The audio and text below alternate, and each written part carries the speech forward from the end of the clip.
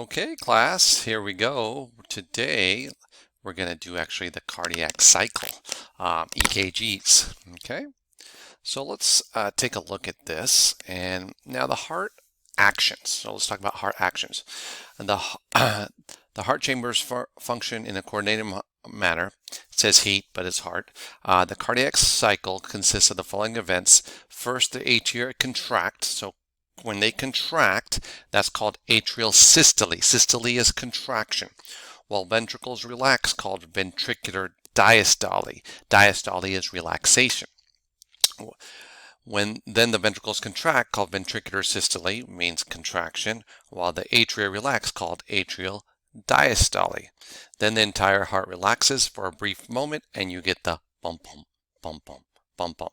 Now remember from last time, the lub-dub is actually the valves closing. So the lub is the AV valves closing, so lub, and then the dub is the semilunar valves closing. So your heart cycle is basically one of contraction, relaxation, contraction, relaxation. Cardiac muscle cells work like skeletal muscle cells, except that cardiac muscle cells are arranged in branching networks. Cardiac cells are connected by something we call intercalated discs that help communicate one action potential to the network of cells. So one of the distinguishing features of cardiac tissue are these intercalated discs. And then there's a mass of emerging cells that act as a unit called the functional synctium. One exists in the atria, called the atrial synctium, and the one in the ventricles called the ventricular synctium. And the two synctia are separated by this fibrous skeleton of the heart. So what we want to talk about is, well, how does the heart actually beat? Right? So the cardiac conduction system, it's a specialized cardiac muscle tissue, conducts impulses through the myocardium. Remember, there's three layers of the heart, and the epi, the myo, and the endo. And the cardiac conduction system conducts impulses throughout the myocardium, which is the middle layer. These cells don't contract, but initiate and distribute impulses in the heart, coordinating the cardiac cycle. Now, the first thing you want to know is the pacemaker of the heart is called the sinoatrial node. Okay, it's basically a self-exciting mass of specialized cardiac cells, cardiac muscle, which serves as the pacemaker. Located in the posterior right atrium, generates the impulses for the heartbeat. So as I mentioned in class, if I were to take the heart out of your chest and kind of hold it there, because of these SA node and these self-exciting specialized cardiac muscle, it would technically boom, boom, boom, boom, beat on its own because of the SA node, which is the pacemaker. Okay, so from the SA node, then the impulses spread to the atrial synctium, causing the atrial contraction to occur. So again, the SA node will send the impulse and then say, and then the atria will contract. Then to these junctional fibers that lead the major component to the AV node. So the SA node branches out, these fibers go to the AV node, okay, and the AV node passes impulse to the AV bundle. You have a right and left AV bundle, delaying the signal until the atria have finished contracting, located in the intra-arterial septum. Now, this is important to understand because what happens is the SA node sends a signal to the AV node. There's a little bit of a delay in a sense that there's a delay so that your heart doesn't just beat all at once. It's like it sends that little delay so it can go to bump, bump, bump, bump. Because imagine a water balloon and you just squeeze that all together. Well, it would burst. So if the signal from the SA node and the AV node were to go together, the heart would just contract like this. And instead, there's with a slight delay, it goes bump, bump, bump, bump, which is kind of cool. So the SA node, which is the pacemaker, sets it at about 60 to 100 beats per minute. Okay, so if the SA node were to go offline, let's say there's damage to the SA node, then the AV node could send some weak signals, and what you would probably see is a patient that comes in with about a 40 beats per minute heart rate. And that's because the AV node is capable of generating about 40 beats per minute.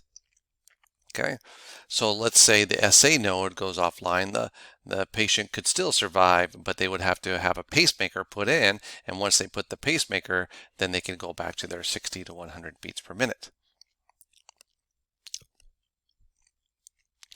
Now the cardiac conduction center will send it to the AV bundle. From the AV node, impulses pass to the AV bundle and travel down the interventricular septum. So here's the septum. Remember, septum separates the two ventricles. Then you have these bundle branches. AV bundle divides into the right and left bundle branches.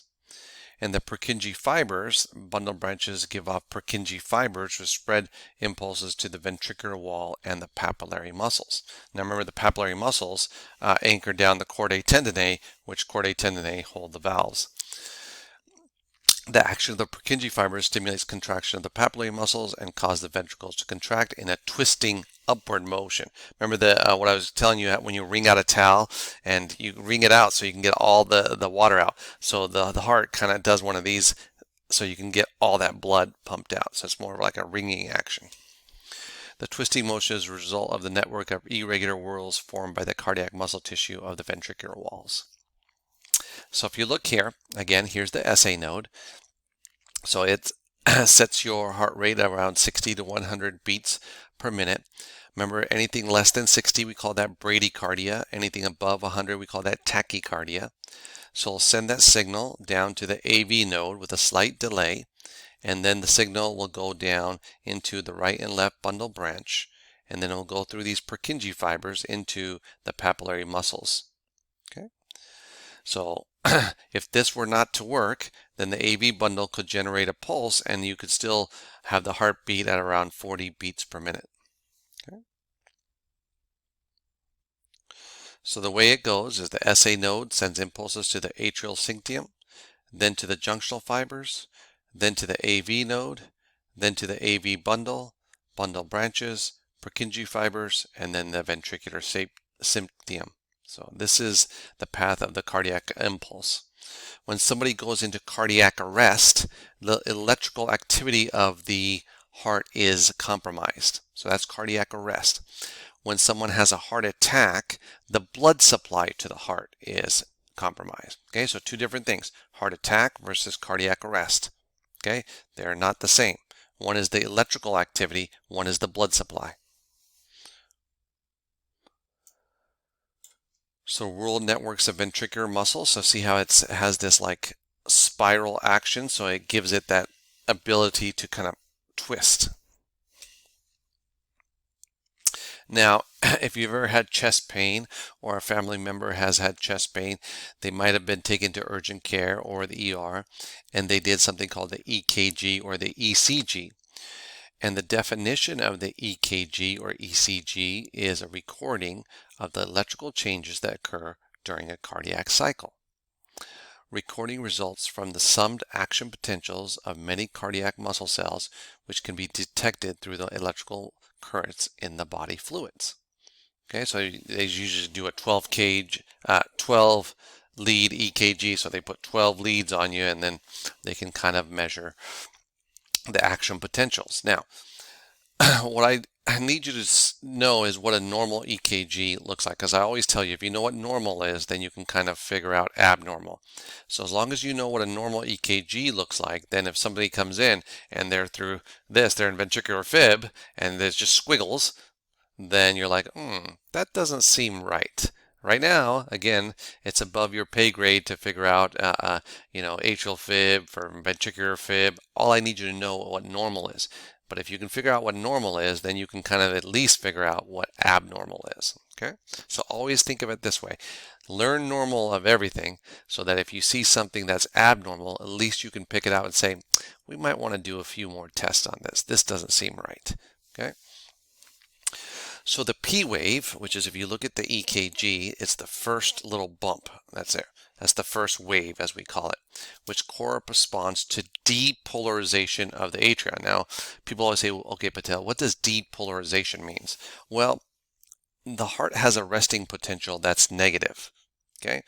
And when we go from a negative to positive charge, so we go from negative, let's say it's minus 55, to minus 40. Well, technically you're going from a negative to a positive charge. We call that depolarization. Depolarization. Repolarization means when something is positive, let's say 20, and it goes down to minus 40. Well, that's repolarization. Okay, so depolarization is going from a negative charge to positive, and repolarization is going from a positive charge to negative. So that first wave, which is the P wave, which corresponds to the depolarization of the atria. So the atria are going to go from a negative charge to a positive charge, which leads to the contraction of the atria. Then you have this little bump, dip down, and then a spike up, and then down. That's called the QRS complex. I do have videos in the Canvas that shows you a whole EKG so you can see it on a video. The QRS complex corresponds to the depolarization, so the ventricles are going from negative to positive, which leads to the contraction of the ventricles. The repolarization, going from positive to negative of the atria, occurs during the QRS complex, but is hidden behind the larger ventricular event. So the QRS complex not only tells us that the ventricles are contracting, but the atria are relaxing. So when this contracts, the atria relax. Okay, so the ventricular contracts, atria relax. Okay. The T wave corresponds to ventricular repolarization and leads to ventricular relaxation. So from a quiz standpoint, I really need you to know what's happening during the P wave, the QRS complex, and the T wave. Just to reiterate, depolarization means negative to positive, which usually leads to contraction. Okay. And then repolarization, it goes from positive to negative, which means relaxation. R and R, re and R, relaxation. Okay. So here is a normal EKG recording of the P, Q, R, S, and T. Okay. Now, as long as you can figure this out and you say, okay, that looks normal. If somebody comes in and it's wavy like that, you're like, that doesn't look right. But something that you want to know is that this ST segment, which is right here, is kind of important because sometimes this little area can indicate if the patient had a heart attack, and this would be elevated, and they call that a STEMI. ST elevation, myocardial infarction. Myocardial infarction means heart attack, and ST is this little segment, and it's elevated. Okay. So again, here is going from negative to positive, negative to positive. And if it goes from positive to negative, that's repolarization. And this is depolarization, depolarization, and then repolarization. So EKG, depolarization is a process by which the heart muscles contract in response to electrical signal, while repolarization is the process of relaxation and resetting of the heart cells to prepare for the next contraction. So what's happening at each part of the EKG? So the P wave is the first wave in the EKG and represents atrial depolarization. It signals the electrical activity as the atria contract, pushing blood into the ventricles. The normal values P wave duration should be less than 0.12 seconds, which are usually 3 small squares on the EKG paper. Some abnormalities that you might see is that abnormal P waves can indicate various conditions like atrial enlargement or atrial fib. Okay, so if you see something wrong with the P wave, then we can say, that could be atrial fibrillation or atrial enlargement. The QRS complex is the most prominent, not important, but the most prominent part of the EKG waveform. Represents ventricular depolarization, so ventricles contracting. It marks the beginning of ventricular contraction and the ejection of blood into the arteries. So QRS should be less than 0.12 seconds, which is again 3 small squares. If you have an abnormal QRS complex, they can indicate conditions like bundle branch blocks, ventricular hypertrophy, or possibly myocardial infarction, which is a heart attack. Okay. Now, the T wave represents ventricular repolarization, which means the ventricles are relaxing, which is the resetting of the ventricles for the next cycle. It signifies the relaxation and recovery phase of the ventricles. T wave duration is usually less than 0.25, which is 5 small squares on the EKG. So if you see abnormal T waves, they can be various conditions, but electrolyte imbalances, ischemia, and certain medications can cause that as well. So prolonged QRS, you see that, okay, due to AP bundle branch. So remember, if you know what normal is, you're like, oh, that doesn't look normal to me, okay. Now, here's some basic EKG rhythms. Here's ventricular fib. You see that? That doesn't look normal. Here's VTach and type of ventricular tachycardia. Look at this, 200 to 250 beats per minute. So in these, you would, remember if you're CPR certified, you can use those pads and say, stand clear, shock indicated. So these three, shock would be indicated. Okay. And then you have supraventricular tachycardia. Okay. So you have irregular, no P wave, no QRS.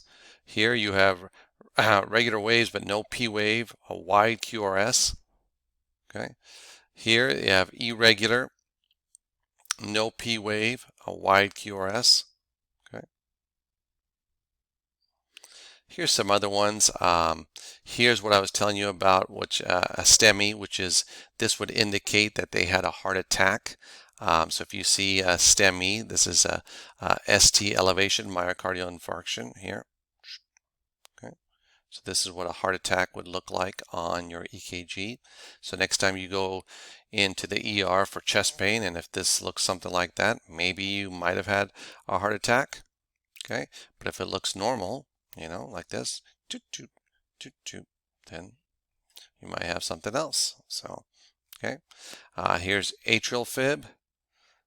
Here's atrial flutter, like a sawtooth pattern. Here's sinus bradycardia, where they're in less than 60 beats per minute. Sinus tachycardia, which is greater than 100 beats per minute. So you can see the difference. Look how long the distance is between the two, and look at how short the distance is. This is normal. Okay. Now, again, like I told you, I'm not going to have these images on the quizzes and say, oh, tell me if they're in atrial fib or are they in ventricular tachycardia. That's not the point. The point is I want you to be able to point out what normal is. Your job right now is just to know what a normal sinus rhythm looks like right here. And what normal resting heart rate is, 60 to 100, and what the difference between brady and tachycardia. Let's start there. Okay. So now, as far as, let's keep this here for now, and then we'll go to the heart sounds in the next video.